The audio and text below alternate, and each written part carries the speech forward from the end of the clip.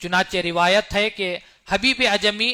بہت بڑے سود خور تھے، یعنی سود کھایا کرتے تھے، بڑے مالدار تھے، بڑے سختی سے لوگوں کو سود پر مال دیتے تھے، پیسہ دیتے تھے اور بہت ہی سختی کے ساتھ سود اصول کرتے تھے۔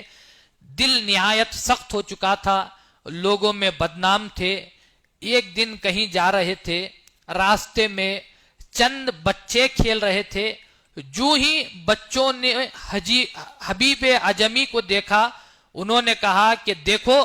حبیب اعجمی آ رہا ہے، اس کو راستہ دے دو اور دور ہو جاؤ، یہ سود خور ہے، اگر اس کی دھول بھی ہم پر پڑ جائے گی تو خدا ہم سے پوچھے گا۔ تو حبیب اعجمی ان کی پہلی زندگی سود خوری کی تھی، راستے سے گزر رہے ہیں، بچے ہٹ کر جگہ دے رہے ہیں اور یہ باتیں کر رہے ہیں کہ اگر ان کا سایہ یا ان کی دھول بھی ہم پر پڑ جائے تو خدا ہم سے پوچھے گا کہ سود خور کے سائے میں تم کیوں آئے۔ تو اب وہ بچے ڈر کر بھاگ رہے ہیں۔ یہ حبیب اعجمی نے جب یہ الفاظ سنے تو ان کے دل کو دھکا لگا،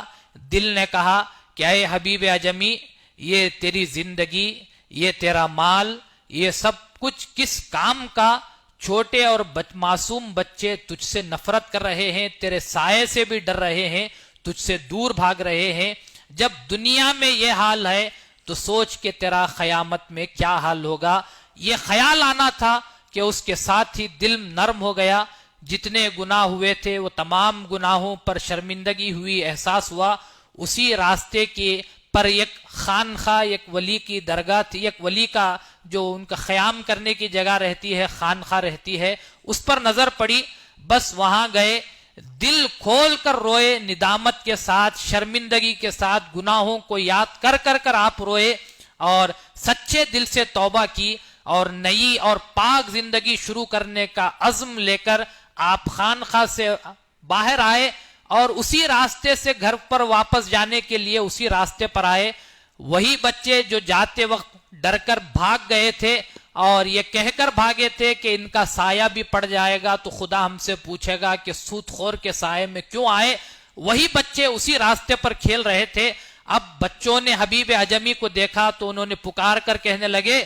دوستو ہٹ جاؤ، حبیب اعجمی کو راستہ دے دو، دیکھو کہ کہیں ہماری دھول ان پر نہ پڑ جائے کہ وہ اب توبہ کر کر پاک و صفاف اور صاف ہو کر آ رہے ہیں، اگر ہماری دھول ان پر پڑ جائے گی تو خدا ہم سے پوچھے گا۔ تو آپ دیکھ رہے ہیں ایک لمحے کا فرق ہے کہ انہوں نے توبہ کی، پہلے بچے ڈر کر بھاگ رہے تھے کہ ان کی دھول یا ان کا سایہ پڑ جائے گا تو ہم سے خدا پوچھے گا، اور توبہ کرنے کے بعد ہی وہی بچے یہ کہتے ہیں کہ بچے ہٹ جاؤ، کہیں ہماری دھول یا ہمارا سایہ ان حبیب اعجمی پر نہ پڑ جائے کہ توبہ کر کر اتنے پاک ہو کر آ رہے ہیں۔ تو خدا خود انسان جب توبہ کر لیتا ہے، خدا خود انسان کے دلوں میں، لوگوں کے دلوں میں ڈال دیتا ہے کہ اس کی حالت کیا ہے، اور لوگ اس سے محبت کرنے والے بن جاتے ہیں۔ حبیب اعجمی نے میدان ولایت کے شہسوار بن کر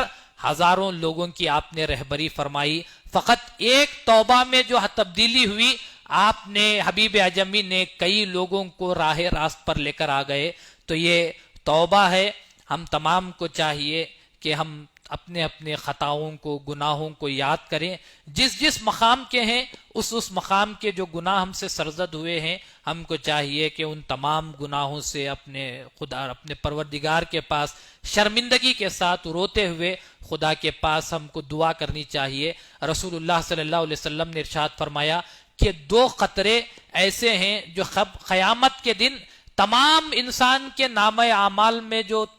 ترازو جب تولا جائے گا تو تمام اعمال میں وہ 2 قطرے بہت قیمتی ہیں، بہت وزنی تصور کیے جائیں گے۔